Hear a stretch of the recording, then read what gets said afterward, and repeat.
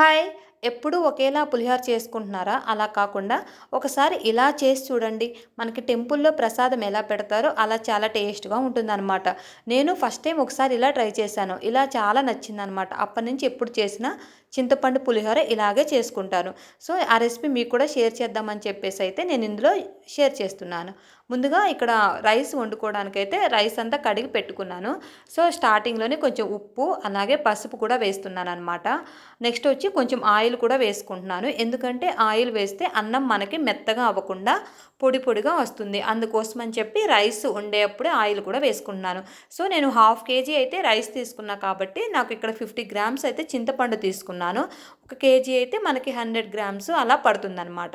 Next ఇక్కడ నేను ఒక పొడి కోసం వచ్చి ఇక్కడ మిరియాలు, అలాగే ధనియాలు, నెక్స్ట్ ఒక టేబుల్ స్పూను నువ్వులు అయితే బాగా సిమ్‌లో పెట్టి ఫ్రై చేసుకున్నాననమాట మంచి స్మెల్ వచ్చే వరకు.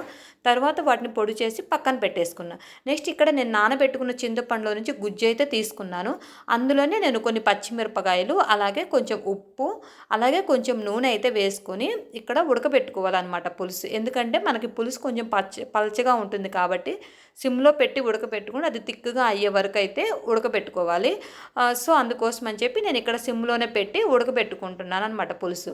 నెక్స్ట్ అయితే ఇది పులుసు కూడా ఉడికేలోపు తాలింపు కూడా నేను పెట్టేసుకుందామని చెప్పి ప్యాన్ పెట్టుకొని ఆయిల్ వేసుకున్నాను. అందులో మనకి తాలింపు గింజలు ఉంటాయి కదా, పచ్చిశనగపప్పు, అలాగే మినపప్పు, నెక్స్ట్ వచ్చి ఆవాలు, జీలకర్ర ఇవి మొత్తం కూడా వేసేసుకొని వాటిని సిమ్‌లో పెట్టుకొని అయితే ఫ్రై చేసుకుంటున్నా అనమాట. పెద్ద మంట పెట్టేస్తే మాడిపోతాయి, కానీ అవి అంత చేదుగా అవుతాయి. అందుకని చెప్పి సిమ్‌లో పెట్టి అయితే బాగా ఫ్రై చేసుకున్నాను. నెక్స్ట్ వచ్చి కొన్ని వేరుశెనగ గుళ్ళు ఉంటాయి కదా, అవి కూడా వేసేసుకున్నాను. ఇక అవి కూడా కొంచెం సిమ్‌లో పెట్టి అయితే ఫ్రై చేసుకుంటున్నాను అనమాట. నీట్‌గా లోపల వరకు అయితే మనకి రోస్ట్ అవుతాయి అని చెప్పేసి. నెక్స్ట్ ఒక 4 ఎండుమిర్చి కూడా వేసుకుంటున్నాను అనమాట. ఇది పులిహోరలో ఎండుమిర్చి వేస్తే చాలా బాగుంటాయి కదా, అందుకని చెప్పేసి ఇవి కూడా వేసుకున్నాను. నెక్స్ట్ మనకు నూనె బాగా కాగిన తర్వాత అయితే ఇక్కడ కరివేపాకు కూడా వేస్తున్నాను. చిటపట్లాడుతూ ఉంది. చూడండి, నూనె బాగా కాగిపోయింది. ఇక స్టవ్ అయితే ఆఫ్ చేసుకున్నాను. నేను వండుకున్న రైస్‌ని వచ్చేసి ఇలా ఒక డేషాలో అయితే తీసుకున్నా అనమాట.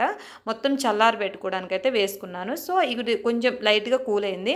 అందుకని నేను ముందుగా ఫ్రై చేసి పెట్టుకున్నాను కదా, మిరియాలు, ధనియాలు, నువ్వులు, ఆ మిక్చర్ అంతా వేసి ఫస్ట్ బాగా కలిపేసుకున్నాను అనమాట రైస్‌లో. ఇక ఆ తర్వాత నేను ముందుగా ప్రిపేర్ చేసి పెట్టుకున్నాను కదా చింతపండు పులుసు, అలాగే తాలింపు, అవి కూడా వేసేసుకొని అయితే బాగా కలిపేసుకున్నాను. ఇక్కడ నెక్స్ట్ అయితే నేను కొంచెం చింతపండు ఒకేసారి కాకుండా పులుపుని చూసుకుంటూ అడ్జస్ట్ చేసుకుంటూ అయితే వేసుకున్నానండి. సో, మీరు కూడా అయితే అలాగే వేసుకోండి. ఎందుకంటే ఒక్కోసారి పులుపు ఎక్కువ కావచ్చు, తక్కువ కావచ్చు అనమాట. అందుకని ఒకేసారి కాకుండా అడ్జస్ట్ చేసుకుంటూ వేసుకున్నాను. అలాగే సాల్ట్ కూడా అనమాట కొంచెం తగ్గినట్టు అనిపించింది. అందుకని కొంచెం సాల్ట్ కూడా వేస్తున్నాను. సో, ఫైనల్‌గా ఇవన్నీ వేసి బాగా కలిపేసుకున్నాననమాట. సో, తర్వాత దీన్ని ఒక 30 మినిట్స్ అలా పక్కన పెట్టేసుకోండి. పులుసంతా రైస్‌కి పట్టి చాలా బావుంటుంది. డెఫినెట్‌గా ట్రై చేయండి. Thank you. వీడియో నచ్చితే లైక్ చేసుకోండి. బాయ్.